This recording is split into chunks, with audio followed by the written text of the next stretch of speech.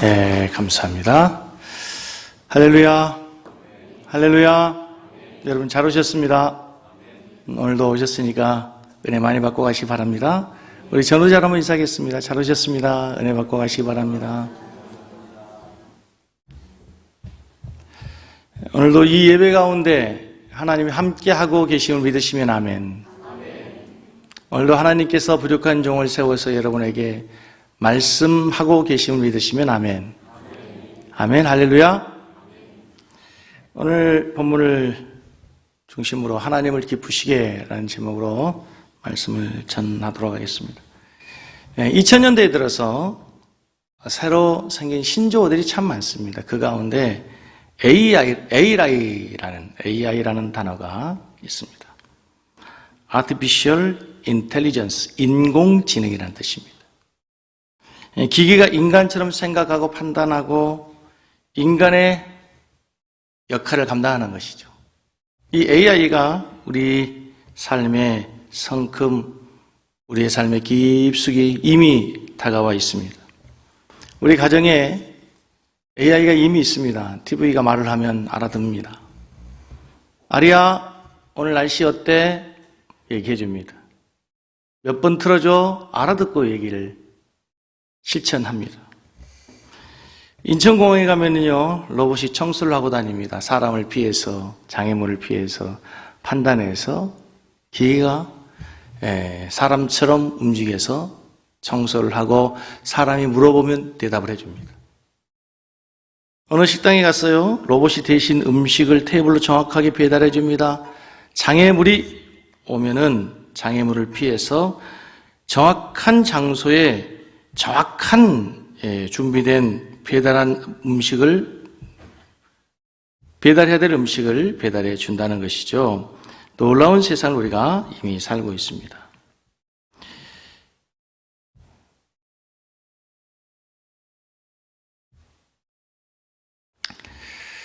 이 영화 블레이드 러너라는 영화가 1982년도에 만들어졌습니다. 30년 전이니까 그때는 아주 먼 미래의 이야기라 생각하고 가상의 세계를 상상해서 만든 영화였습니다. 이 영화는 2019년도가 되면은 미래가 지구가 어떻게 변할 것인가? 인구가 너무 증가하고 이제 과학이 무분별하게 발달하면서 지구가 파괴된다는 거죠. 그래서 인간이 지구에 살 수 없으니까 다른 행성을 찾아 식민지 건설을 하기 위해서 인간이 할 수 없는 일을 대신시키는 이제 복제 인간을 만들어냅니다. 엄청나게 발달한 과학기술로 인간만큼 똑똑하고 능력이 탁월한 복제 인간을 만드는 데 성공을 해요. 그런데 노예로 만들어진 이 복제 인간이 어느 날 생각을 하기 시작합니다. 그리고 하나의 사실을 깨닫는데 자기들의 그 수명이, 복제 인간의 수명이 4년이라고 하는 짧은 시간인 것을 깨닫게 되고 자기의 생명을 연장하기 위해서 반란을 일으키고 지구에 몰래 잠입을 합니다. 그래서 지구에 잠입을 해서 자기들을 만든 과학자 그리고 회사를 찾아가서 수명을 연장하기 위해서 애쓰고 노력하면 이제 인간들과 전쟁이 벌어지게 된 거예요. 이런 복제 인간을 식별하여 없애는 경찰이 누군가 하면 바로 블레이드 러너라고 하는 경찰입니다. 근데 이 경찰이 가장 어려운 게 뭐냐면 진짜 사람처럼 생긴 복제 인간을 구별해내는 거예요. 진짜 인간과 가짜 인간을 구별해내는 겁니다. 이 블레이드 러너가 인간과 복제 인간을 구별하는 기준이 있습니다. 바로 기억과 삶의 감동적인 이야기입니다. 복제 인간은 외관상 인간과 동일합니다. 똑같이 현재 일을 생각하고 현재 어떤 일들을 판단해냅니다. 그런데 중요한 것은 5년 전, 10년 전 어린 시절부터 겪었던 삶의 이야기, 감동적인 기억이 없는 거예요. 가족과 이웃 친구들에 대한 경험 그리고 사건이 없는 것입니다. 가족과 함께 있었던 기뻐해서 함께 기뻐하고 아파서 함께 울고 즐거워한 기억이 없는 거예요. 있다고 해도 프로그램된 그 입력된 사건 외에는 사건이 없으니까 조금만 캐 물어가면 금방 정체가 들통이 납니다. 거기에서 그 영화에서 하고 싶은 아주 중요한 것은 핵심 포인트가 인간이 어떤 존재냐, 인간이 누구냐, 인간이 무엇이냐라는 거예요. 인간은 기억의 존재, 추억이 있는 존재라고 하는 것입니다. 인간은 기억이 있어요. 추억이 있어요. 그래서 결국 인간은 아름다운 추억과 이야기를 만들며 살아가는 삶이 우리의 일생의 삶입니다. 여러분, 신앙이란 무엇입니까? 교회 공동체를 통해서 하나님의 이야기, 하나님의 은혜의 이야기, 하나님이 살아 역사하신 내 삶의 이야기를 만들어내는 것이 우리의 신앙생활의 사실을 믿으시기 바랍니다. 그런 의미에서 신앙생활에 새로운 기억, 새로운 이야기가 많아지기를 바랍니다. 하나님에 대한 이야기, 성도들과의 이야기, 여러분의 삶에 일어난 하나님의 놀라운 은혜의 기적과 간증들이 많아질수록 내 신앙이 살아있는 신앙이 되는 거예요. 살아있는 신앙과 죽어있는 신앙의 차이가 뭐예요? 살아있는 신앙과 기력 신앙의 차이가 뭐예요? 추억이 있느냐, 기억이 있느냐, 아름다운 인생의 이야기가 있느냐는 거예요. 그런데 바울 사도는 데살로니가 교회에 대한 추억이 있습니다. 오늘 본문에 보면 데살로니가 교회에 대한 추억의 이야기가 나와요. 오늘 본문에 등장하는 데살로니가 교회는 유럽의 두 번째 세워진 교회입니다.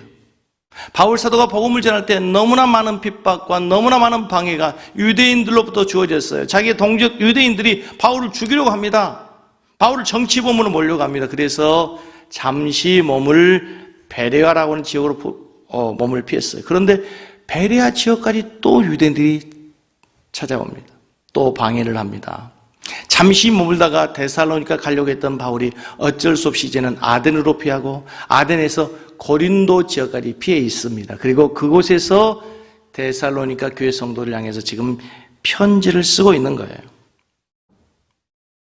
바울 사도의 생각 속에, 머릿속에, 추억 속에, 기억 속에 데살로니가 교회는 아픈 추억, 아픈 새끼손가락과 같아요. 그 짧은 기간, 바울의 사역 가운데서, 전도 여행 가운데서 가장 짧은 시간 동안 단 세일에 3주 20일을 머물며 복음을 전했던 교회이기 때문에 과연 이 교회가 교회의 역할을 감당할 수 있을 것인가? 교회의 사명을 감당할 수 있을 것인가? 바울의 마음속에는 아픈 손가락처럼 늘 애절한 추억이 있어요. 그 추억을 생각하면서 오늘 바울 사도가 데살로니가 교회 성도들에게 편지를 쓰는 거예요. 그런 가운데 2장 1절을 보시면 이렇게 이야기합니다. 같이 한번 읽겠습니다. 데살로니가전서 2장 1절. 형제들아 우리가 너희 가운데 들어간 것이 뭐 하는 줄? 헛되지 않은 줄을 너희가 친히 아느니 헛되지 않은 줄을 너희가 안다. 여러분, 한 가지 기억하십시오. 우리가 하나님의 일을 함에 있어서 한 가지 꼭 분명히 기억해야 될 것은 하나님의 일은 헛된 일이 없습니다. 우리가 언제 낙심합니까? 이 일이 헛되다, 내가 한 일이 쓸모없구나, 무의미하다 느껴질 때 그것을 놓아버립니다. 포기합니다. 덮습니다. 그러나 그 일이 아무리 힘들고 어려워도 그 일에 보람이 있고 열매가 있으면 이길 수 있습니다. 참을 수 있습니다. 견딜 수 있습니다. 끝까지 그 일을 해냅니다. 쉬운 얘기로 우리 아침 일찍부터 저녁 늦게까지 일을 해도 수입이 많잖아요. 그럼 그 일 즐겁게 할 수 있습니다. 왜? 돈을 버니까. 그런데 아무리 아침부터 저녁까지 애쓰고 일을 해도 적자야. 아무리 일을 해도 손해예요. 열매가 없는 거예요. 그 어떤 일이라도 아무리 내가 좋아했던 일도 하기 싫어지는 거죠. 그런데 여러분, 세상에서 결코 헛되지 않는 일이 있습니다. 바로 하나님의 일입니다. 하나님의 일은 어떤 경우에도 헛되지 않습니다. 교회와 하나님 일을 하는데 여러분, 교회 일이 하나님의 일이 왜 어려운 줄 아세요? 방해 세력이 있습니다. 그게 사단일 수도 있고, 사단이 역사에서 사람을 통해서 하나님의 일을, 하나님의 교회를, 하나님의 사람을 공격하고 방해합니다. 그런데 사단이 하나님의 사람을 공격하는 가장 좋은 무기 방법이 뭔가 하면 낙심케 하는 거예요. 낙심케 하는 거예요. 내가 한 일이 뭐야? 해봤자 소용없잖아. 내가 한다고 그 일이 돼? 헛일이야, 헛수고야. 내가 지금까지 땀 흘리고 눈물 흘리고 봉사한 것 생각해봐. 근데 그게 뭐야? 아무것도 없잖아. 이렇게 우리를 공격한다는 거예요. 이럴 때 우리가 낙심하게 되는 거예요. 그러나 사도 바울은 오늘 분명히 얘기합니다. 내가 너희 가운데 들어간 것, 그리고 그것에 사역한 것이 결코 헛되지 않다는 사실을 너희들이 꼭 기억하기 바란다. 이 말이 왜 나오는가 하면요, 본문의 배경을 이해하고 연구해보면 바울이 이런 얘기예요. 바울 사도가 고난을 당하면서도 모진 역경 속에서도 데살로니가에 복음을 전했습니다. 교회를 세웠습니다. 그래서 어려워서 유대인들을 위해서 베레아로 갔어요. 아데네로 피했습니다. 고린도까지 갔어요. 그래서 대적자들이 바울 사도에 대해서 얘기를 이렇게 하는 거예요. 고린도 후서 그리고 갈라디아에서 보면은 대적자들이 바울을 뭐라고 공격하면 그는 가짜 사도야, 사도가 아니야. 그래서 그가 전한 복음은 거짓 복음이야. 이렇게 얘기를 하거든요. 그래서 바울 사도가 내가 너에게 전한 복음에 다른 복음은 없다. 다른 복음을 전하면 저주를 받을지어다. 이렇게 얘기하잖아요. 그건 바울 사도의 사도권을 공격했기 때문에 그래요. 그런데 데살로니가 교회에 와서 거짓 사도들이 한 이야기는 바울 사도가 가짜라고 얘기하지 않습니다. 야, 바울 사도가 너희들에게 한 일을 가만히 생각해봐. 너희들에게 복음을 전하고 나서 한 번도 돌아온 적이 없잖아. 몰래 달아난 이유가 뭔가 마음에 꺼리낌이 있었어 하냐? 그래서 한 번도 돌아오지 못하는 거 아니냐고. 아니면 너희들에게 아무 관심도 없고 너희들을 사랑하지도 않고 너희들이 보여줄 것이 아무것도 없기 때문인 거 아니야? 그러면서 바울의 사역은 이제 끝났다 이렇게 공격하는 거예요.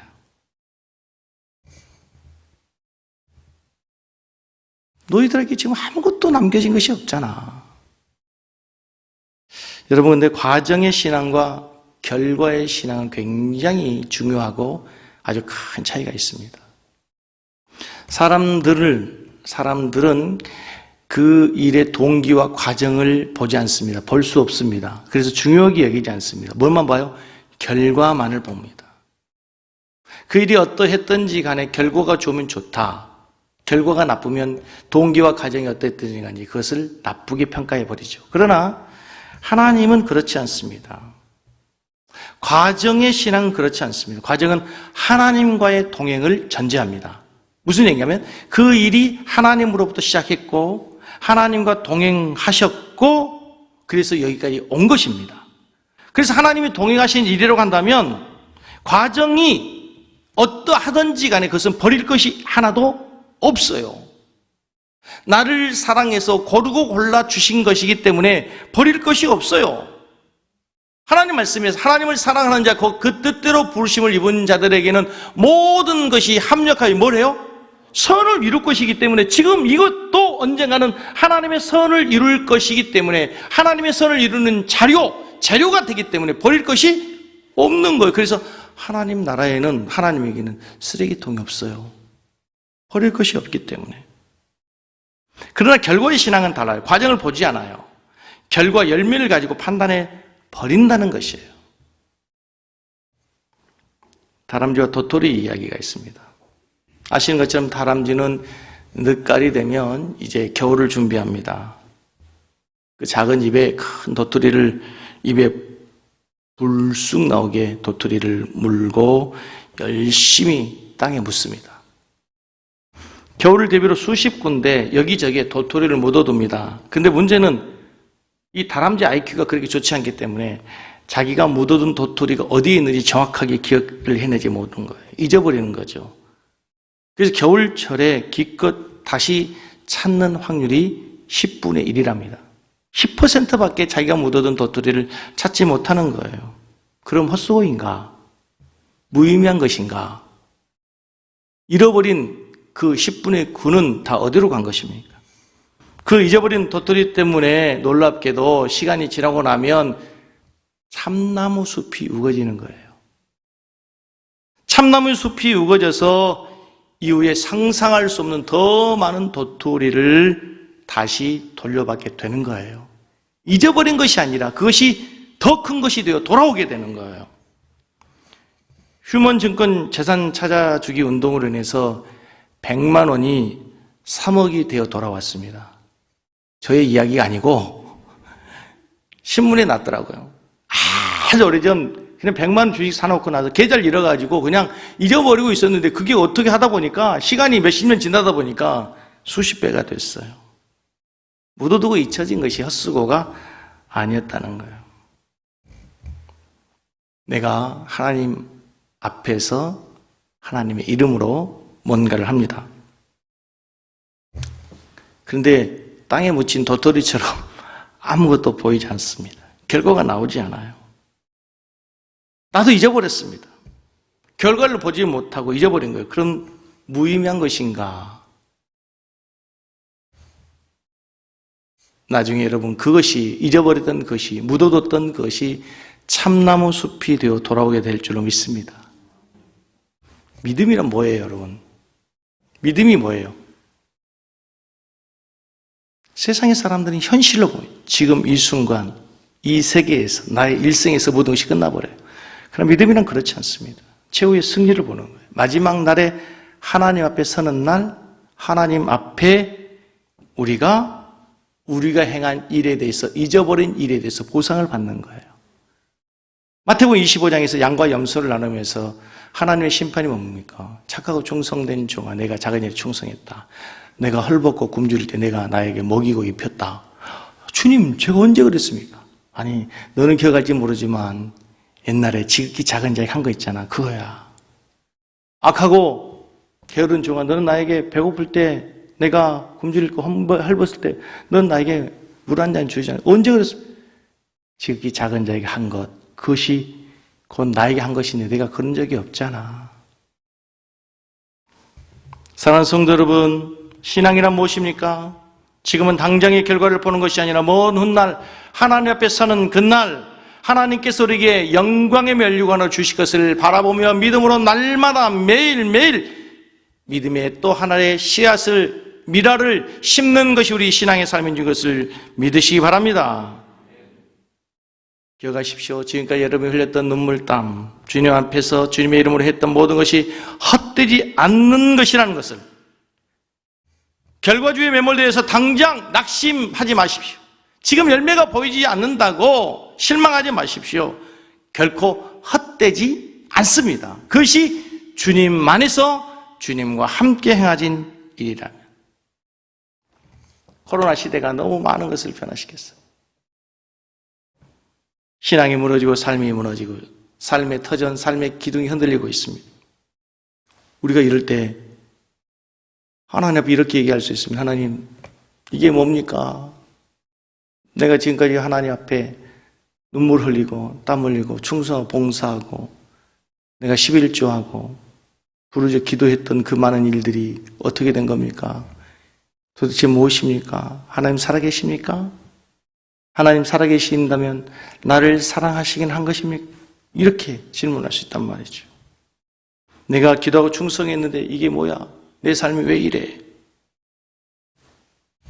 사랑하는 성도 여러분, 염려하지 마십시오. 걱정하지 마십시오. 여러분이 하나님 앞에 생각한 모든 것은 결코 헛되지 않습니다. 묻혀진 도토리가 다시 싹이 나서 언젠가 참나무 숲을 이룰 것이기 때문입니다. 갈라디아서 6장 9절을 같이 한번 읽겠습니다. 갈라디아서 6장 9절 우리가 선을 행하되 낙심하지 말지니 포기하지 아니하면 때가 이름에 거두리라. 여러분, 선을 행하되 낙심하지 마십시오. 포기하지 마십시오. 때가 이르게 되면 거두게 될 줄로 믿습니다.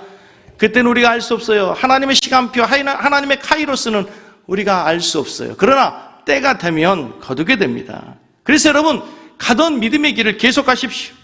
흔들리지 말고, 사람의 말에 흔들리지 마십시오. 잡생각하지 말고 가던 길을 계속하십시오. 가시다 보면 언젠가는 그것이 헛되지 않은 것을 확신하게 될 줄로 믿습니다. 두 번째, 오늘 본문에 보면 아주 중요한 하나님의 일을 행함에 있어서 선한 동기로 출발해야 된다는 거예요. 하나님의 일을 행함에 있어서 중요한 것이 바로 동기입니다. 동기가 중요해요. 이 일을 왜 해야 하는가? 무엇으로부터 왜 시작하는가? 데살로니가의 어떤 사람들은 바울 사도의 사역의 동기를 의심하고 곡해했습니다. 바울 사도가 데살로니가를 떠난 이후에 나타난 거짓 선지자, 대적자들이 바울을 험담하고 공격하는 이야기가 있어요. 그가 사도인 것은 맞는데 그의 사역의 동기가, 그가 사역하는 목적이 자기 욕심 때문이야, 자기 탐욕 때문이야 라고 얘기를 하는 거예요. 자, 그 얘기가 뭐냐면 3절 보십시오. 3절 같이 있습니다. 시작.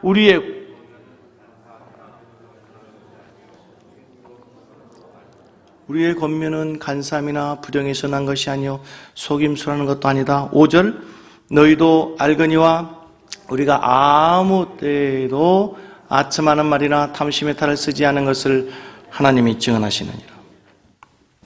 바울 사도가 말한 거짓 사도들과 자신을 구별하는 단어들이 나오는데요. 간사함, 부정, 속임수, 아첨하는 말, 탐심. 나는 결코 이러한 부정한 동기에서 출발한 것이 아니다. 하나님이 증인이신데 나는 이런 것을 위해서, 이런 것 때문에 내가 너희들이 가서 복음을 전한 것 아니고 사도가 된 것이 아니다. 하나님이 증인이시다.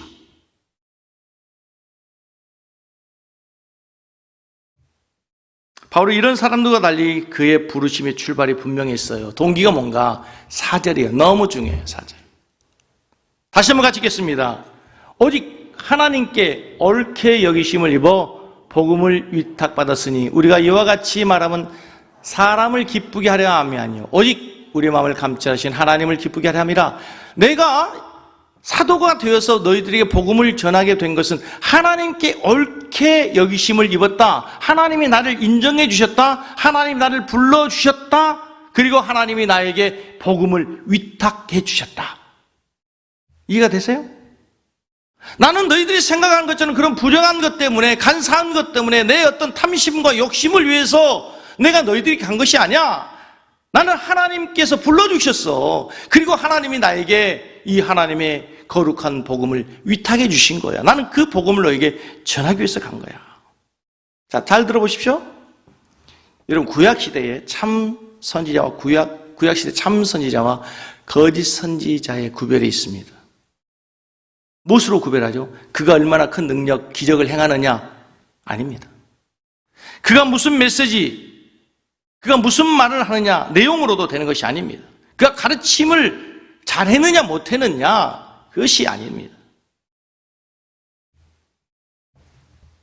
선지자들에게 항상 반드시 필요한 것이 여호와의 영이 이사야에게, 미가에게, 에레미야에게 임하여 가라사대.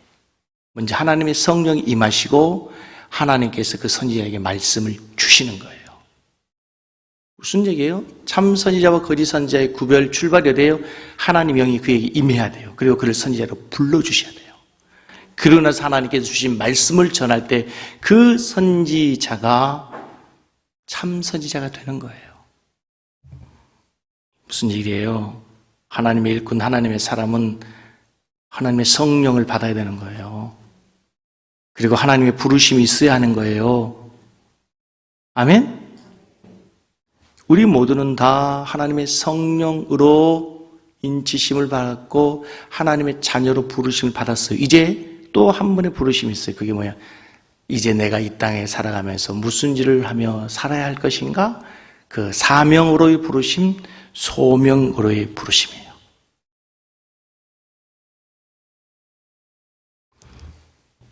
이 땅에 살아가는 세상의 모든 사람들은 나름대로 살아야 될 이유가 있어요. 목적이 있어요. 근데 대부분의 사람들은 자기 자신을 위해 살아요. 자기의 배를 위해 살아요. 자기의 욕심과 야망, 그것을 이루기 위해 산단 말이에요. 그러나 하나님의 사람은 성령을 받고 나면 하나님께서 주신 은사가 있어요. 그리고 살아야 될, 달려가야 될 목적이 주어지는 걸 우리는 사명이라 혹은 소명감이라 하는 거예요. 하나님이 없는 사역, 사명감이 사라진 사역, 이런 사람에게는, 이런 사에게는 반드시 인간적인 욕심과 세상의 자랑거리, 이런 것들이 들어와서 그 소명과 사명의 자리를 엎어버려요. 덮어버려요. 그러나 바울 사도는 당당히 말합니다. 나는 그런 인간적인 욕심에 끌려서 복음을 전한 것이 아니다. 너희들이 갔던 것이 아니야. 오직 하나님께 합당하게 여기심을 받고 그 하나님이 맡겨주신, 위탁해 주신 복음을 전하기 위해서 너희들이 간 거야. 나는 사명자로 간 거야. 사명자로 살았어. 라고 하는 거죠.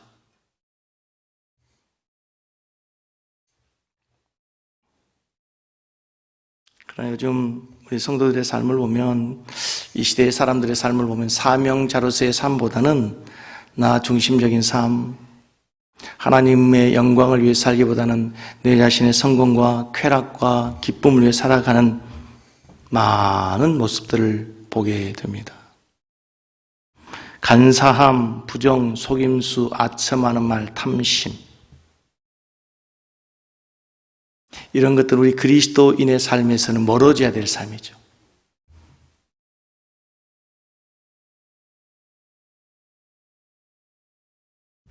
우리 역사에서 자랑스럽게 생각하는 분이 독립투사 가운데 안중근 의사 있습니다. 그분은 조국의 독립을 위해서 일생을 바친 분이시죠. 생명을 아깝게 여기지 않는 분이셨습니다.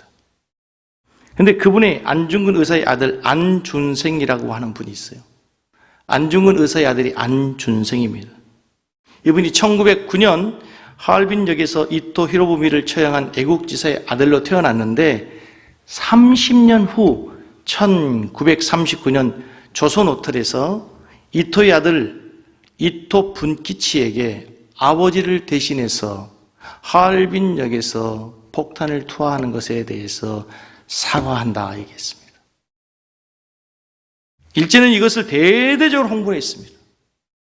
안준생은 나중에 미나미 지로라고 하는 조선 총독의 아들로 양자, 조선 총독의 양아들이 되어서 그 조선 총독이 집어주는 용돈을 받고 살아갑니다. 수많은 사람들이 손가락질, 비난을 합니다.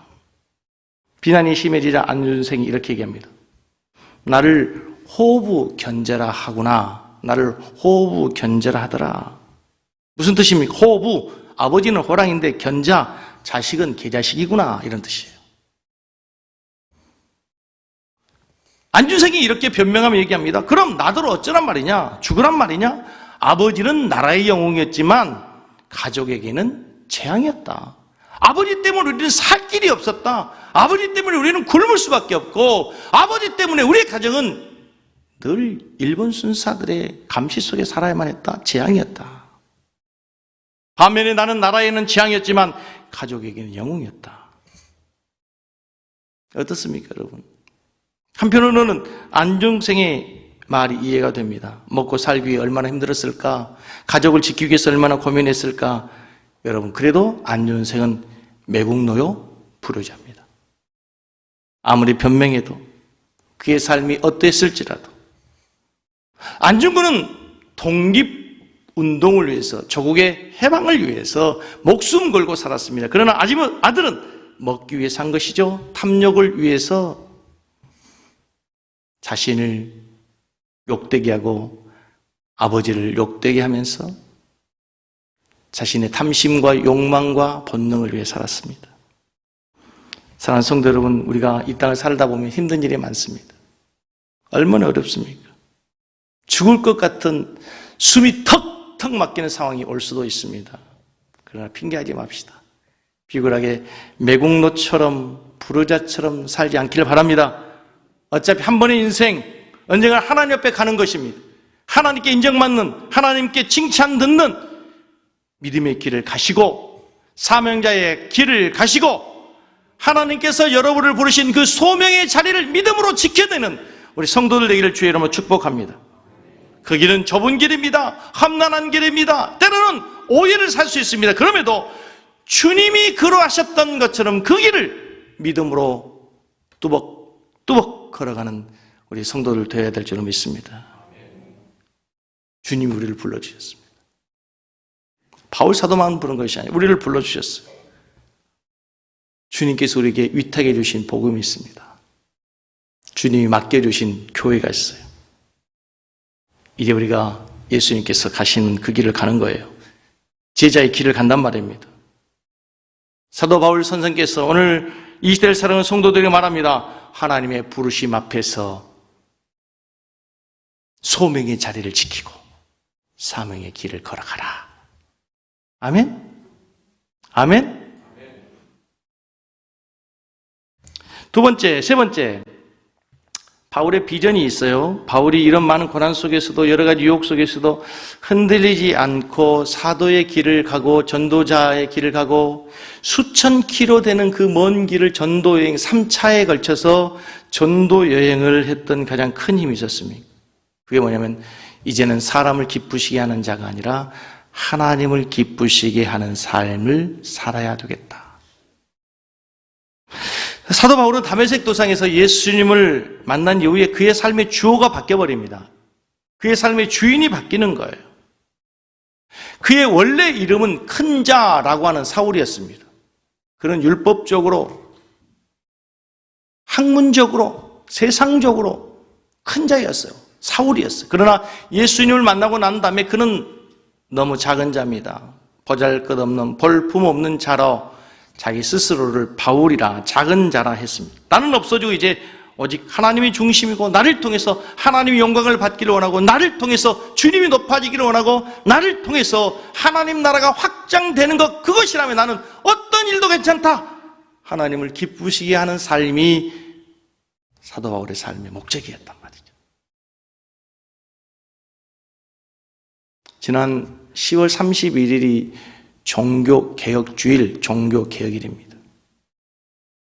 루터와 칼빈, 지빙글리 종교개혁자들이 외쳤던 슬로건 3개를 여러분 잘 아시죠? 첫 번째, 솔라 피데, 우리가 오직 믿음으로 구원을 얻는 것이다. 우리의 종교적 열심이라고 하는 것은 누더제와 같아서 하나님께 인정받을 수 없다. 솔라 스크립트라, 이제 오직 성경이다. 오직 성경으로, 그 성경이 우리의 삶의 기준이다. 솔라 그라티아, 오직 하나님께만 영광을 돌리는 삶. 여러분, 특별히 이제 종교개혁의 후예자들로 개혁주의 신앙을 갖고 있는 우리들, 하나님의 자녀된 우리의 신앙의 삶의 가장 중심이 바로 이제는 하나님을 기쁘시게 하나님의 영광을 위해 살아가는 여러분 되기를 주의 이름으로 간절히 축복합니다. 우리 성도님들의 삶의 목표는 무엇입니까? 세상의 사람처럼 잘 먹고 잘 살고 더 좋은 명예와 권세를 위해서 살아간다면 아직 우리의 삶의 중심에 하나님이 계시는지 확인해 봐야 됩니다. 우리의 삶의 중심에 하나님이 계신 사람 모두가 다 하나님을 만나고 난 다음부터는 우리의 주어가 바뀝니다. 나에서 하나님으로 살아가는 목적이 나를 위해서가 아니라 하나님을 위해서, 하나님의 영광을 위해서 살아가는 삶으로 바뀐다는 거죠. 그것이 사도 바울의 가장 커다란 인생의 목적이었어요. 그래서 태장에 맞고 굶주리고 옥에 가고 죽음의 위협이 와도 그 길을 가는데 왜 간다고요? 오늘 바울 사도가 나는 이제 하나님을 기쁘시게 하기 위해서. 바울은 왜 이렇게 하나님을 기쁘시게 하기 위해서 자기 모든 인생을 걸어요?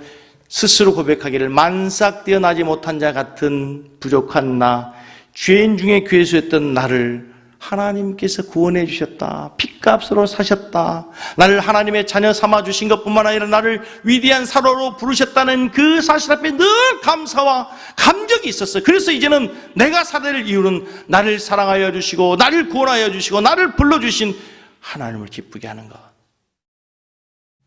그게 그의 삶의 목적이었던 거예요. 로마서 14장 8절, 우리가 잘 아는 성경 구절 한번 암송하시겠습니다. 우리가 살아도 주를 위하여 살고 죽어도 주를 위하여 죽나니 그러므로 사나 죽으나 우리가 주의 것이로다. 그냥 읽지 마시고 여러분의 믿음을 다해서 신앙의 고백으로 다시 한번, 우리가 살아도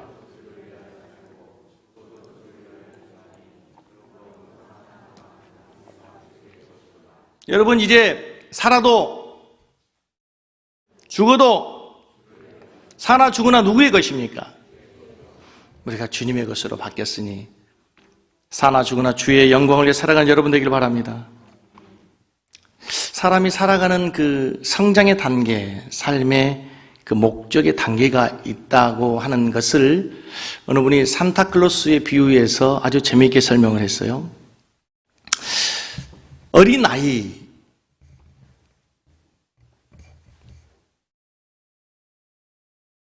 아주 어릴 때는 산타클로스를 믿습니다. 산타클로스가 있다고 믿어요. 그래서 성탄절을 기다립니다. 무슨 얘기냐면 신뢰합니다. 신뢰. 가장 어린 나이 때는 신뢰의 단계, 사람이 태어나면서 어린아이로 태어나면서 누구를 신뢰하냐면 엄마를 신뢰합니다. 그래서 울다가도 무서움과 두려움 속에 있다가도 엄마 품에 안기는 순간 아이의 울음이 뚝 그칩니다. 엄마의 품은 세상의 모든 것보다 큽니다. 엄마의 품은 세상의 어떤 것보다 따뜻합니다. 안전한 포구와 같습니다. 그래서 엄마 품에만 안기면 전쟁이 일어나도 폭풍과 비바람과 뭐가 있어도 안전해요. 아이는 그 안에서 고난 잠을 잡니다. 염려하지 않고 아이는 평안을 누리게 되는 거예요. 엄마처럼 따뜻한 분, 엄마처럼 좋은 분이 없습니다. 아버지는 세상에 그 누구보다도 강력한 힘을 가지는 슈퍼맨입니다. 모든 것을 가능하죠. 그런데 두 번째 단계, 산타클로스를 안 믿습니다. 얘가 어느 날 성장하면서 크리스마스 때마다 주었던 그 산타클로스의 선물은 산타가 준 것이 아니라는 것을 압니다. 산타의 존재가 존재하지 않는다는 것을 알아버린 겁니다. 산타를 믿지 않는 거죠. 무슨 얘기인가 하면요, 사람의 관계가, 사람이 성장하면서 그 엄마와의 관계가 그렇게 좋았던 관계가 어느 날 불신과 믿을 수 없는 존재로 깨어지는 거예요. 엄마는 더 이상 안전한 곳이 아니에요. 초등학교 4학년, 5학년 되면서 엄마가 내준 학습지, 학교에서 가지고 온 수학 시험 문제를 풀지 못한 것을 보면서 엄마는 그렇게 훌륭한 분이 아니고 똑똑한 분도 아니고 영어 발음만 거 보면 완전 실망하고 아버지는 더 이상 슈퍼맨이 아니죠. 아빠보다 훨씬 잘나고 능력 있는 많은 사람이 있다는 사실을 깨닫게 됩니다. 그러면서 신뢰가 깨어집니다. 더 이상 부모님이, 이웃이, 친구가 신뢰의 대상이 아님을 깨닫게 됩니다. 그래서 실망하고 낙심하게 되고 관계가 깊었던 사람일수록 상처를 받게 됩니다. 그래서 사람은 믿음의 대상이 아니고 세상은 신뢰만으로 되는 것이 아니라는 것을 깨닫습니다. 다시 말해 산타가 존재하지 않는다는 거예요. 산타의 모양으로 엄마나 아빠가 공급해 줬다는 것을 알게 됩니다. 그러는 가운데 이 아이가 이제 어른이 됐습니다. 세상에서 아픔과 부침을 겪으면서 어른이 됐어요. 가정의 아빠가 됐습니다. 엄마가 됐습니다. 이제 산타가 됩니다. 성탄절이 되면 아이에게 뭘 줄까 고민해서 산타가 되어서 선물을 준비해 놓죠. 세상을 살아가면서 이제 세상의 부조리와 결핍을 보고 불평하고 원망하는 자리에 가는 것이 아니라 이제 그 결핍을 위해서 헌신하는 어른이 되는 거예요. 나보다 연약한 사람이 보입니다. 나의 손길이 절실히 필요한 사람을 보면 가슴이 동합니다. 가슴이 아픕니다. 같이 눈물이 흘려집니다. 그들에게 산타가 필요하다는 것이 보여지는 거예요. 그래서 내가 산타가 되는 거예요. 산타의 복장을 입고 선물 보따리를 메고 어린 아이들을 찾아갑니다. 이유 없이 대가 없이 부어주는 산타가 필요한 그곳에 내가 산타가 되어 가는 거예요. 자, 여러분, 이 이야기가 우리에게 주는 교훈이 뭡니까? 하나님께서 왜 여러분을 먼저 세상 사람들보다 구원하여 주시고 택하여 주셨을까요? 왜 여러분을 먼저 이 교회로 불러주셨을까요?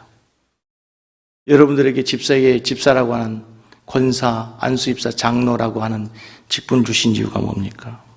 이제는 불행한 세상, 믿지 못하는 세상, 산타가 없다고 소리치는 세상 가운데서 내가 산타가 되어 주어라. 하나님이 없다고, 하나님의 사랑이 메말랐다고 소리치는 이 세상 가운데서 너희들이 하나님의 사랑을 보여줘라. 사랑이 없다고 외치는, 사랑이 없다고 불평하는 수많은 사람들에게 내가 경험한 예수의 사랑을 가지고, 십자가의 사랑을 가지고 그것을 실천하며 살아라. 내가 작은 길, 좁은 길, 주님이 가셨던 그 제자의 길을 가면서 믿음의 삶을 살면서 예수가 살았던 삶을 살아라. 그래서 하나님이 높아지고, 하나님이 없다고 수많은 사람들이 불평하고 사랑이 없다고 사랑에 굶주린 사람들이 애통하는 곳에 너희들이 하나님의 사랑을 부어줌으로 인해서 너로 인해서 하나님의 영광이 드러나도록 해라. 할렐루야. 그래서 여러분의 삶에서 이제 하나님을 높이시고 하나님을 기쁘시게 하는 삶을 살면 하나님 우리의 삶을 책임져 주시고 우리를 높여주게 될 줄로 믿습니다.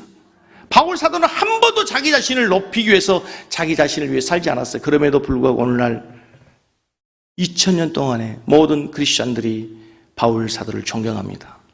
사랑합니다. 높입니다. 하나님을 기쁘시게 했던 하나님의 기쁨을 위해 살았던 바울을 수많은 사람들이 믿고 따르게 되는 거예요. 그런 은혜가, 그런 능력이, 축복이 우리 성도들에게 함께 할 수 있기를 간절히 축복합니다. 우리 찬양 한번 하겠습니다.